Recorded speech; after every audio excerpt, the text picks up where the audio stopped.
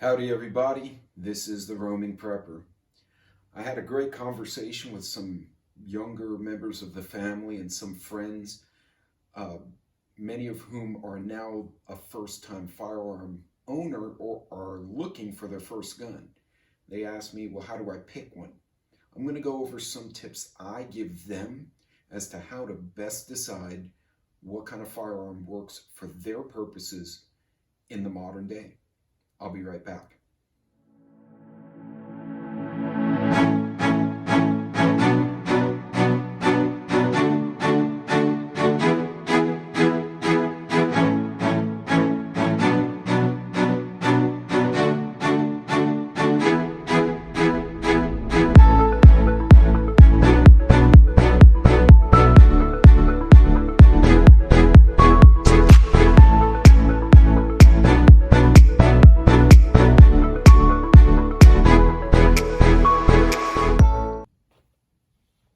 Howdy everybody. Okay, so the first question I typically ask a new shooter is, what is the purpose of the firearm you're buying, and what is your experience level with firearms? In general, you have two types of designs of handguns in the modern realm. Obviously, there's some antiques. One is a revolver. The other would be the semi-automatic handgun. So let's discuss both briefly. So, what's the difference? Obviously, those of you who are familiar would understand this. The revolver is called such because it has a round cylinder. It will rotate to the next bullet each time you pull the trigger. This is a double action or a single action firearm.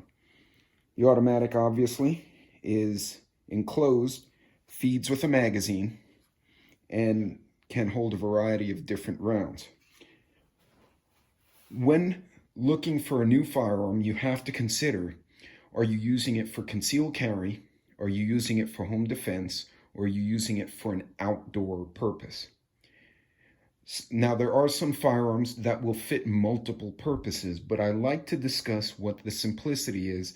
If you're a new shooter, either one of these firearms is good. The revolver is one piece. Even though it has the cylinder that pops out, it's one single piece.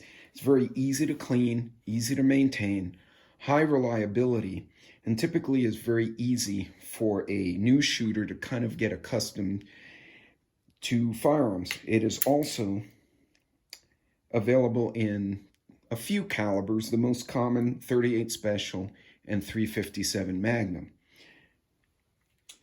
Now, semi-automatics obviously will fall into a great variety ranging from a 22 caliber, such as this one here. This is a 40 caliber and of course 9mm 45. There's a large variety to the automatics you don't get with a revolver. But there are things to consider for the shooter. I never give them a brand to start with. Even though I personally have certain brands that I favor, I'm a big fan of Beretta, I'm a big fan of HK, I'm also a big fan of SIG. There's nothing wrong with a Glock, as Glocks are phenomenal weapons.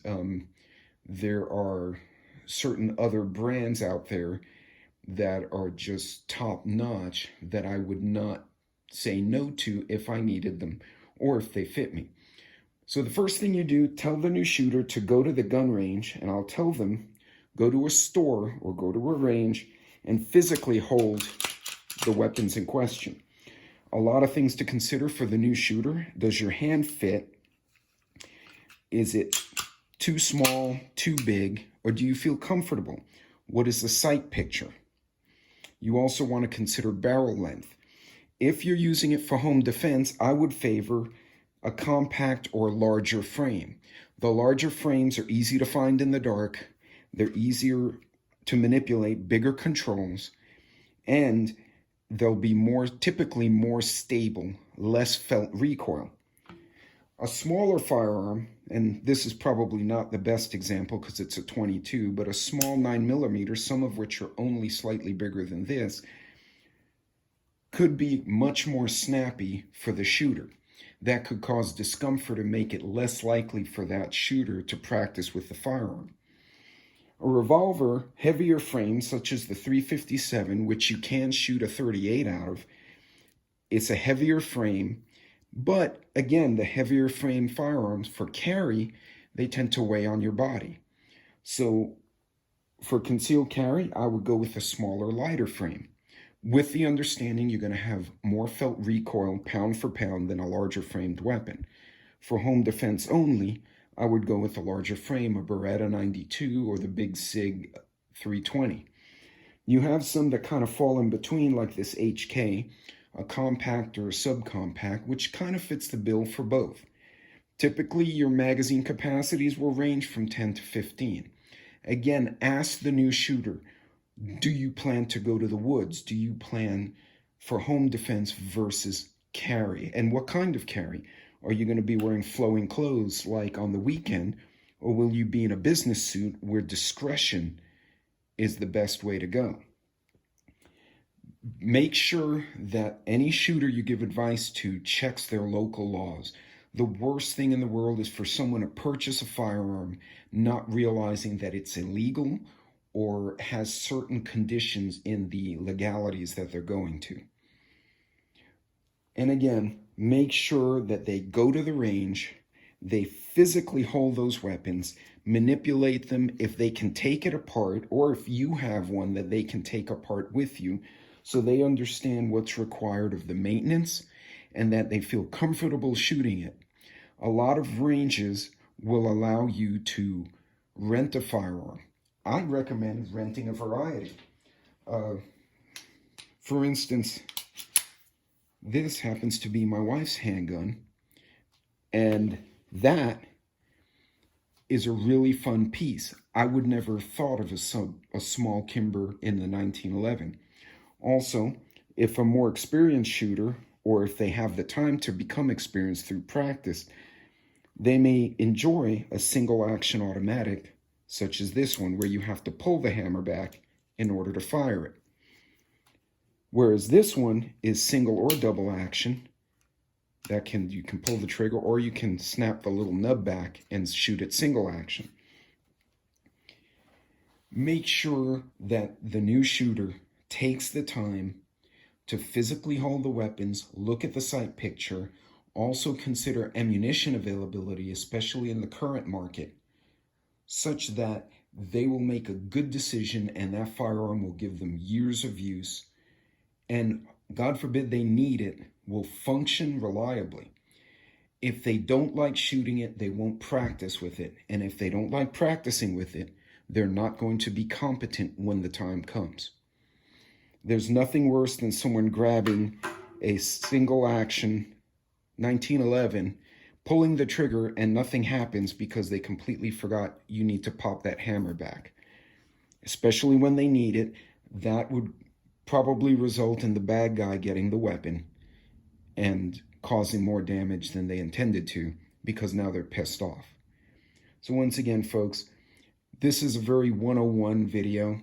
This is really meant for the new shooters, or if you're dealing with a new shooter and you're not exactly sure how to explain the best way to go about it.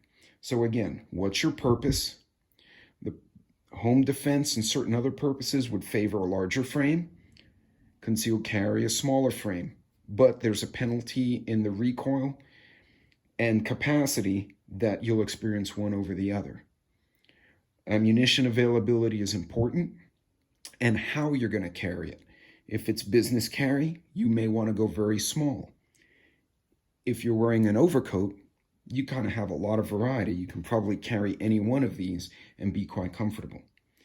Anyway, that's it for today, folks. I just want to give you some thoughts.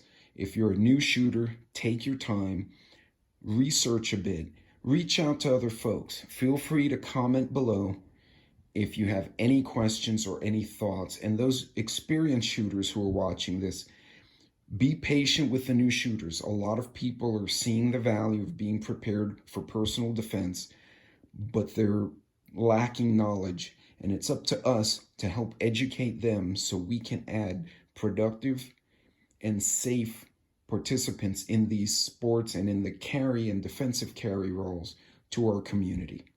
Until next time, Godspeed, pay attention, and again, help someone out if you can. Use your knowledge, let them see a variety, and hopefully they'll learn something and become a good shooter that you can spend time with.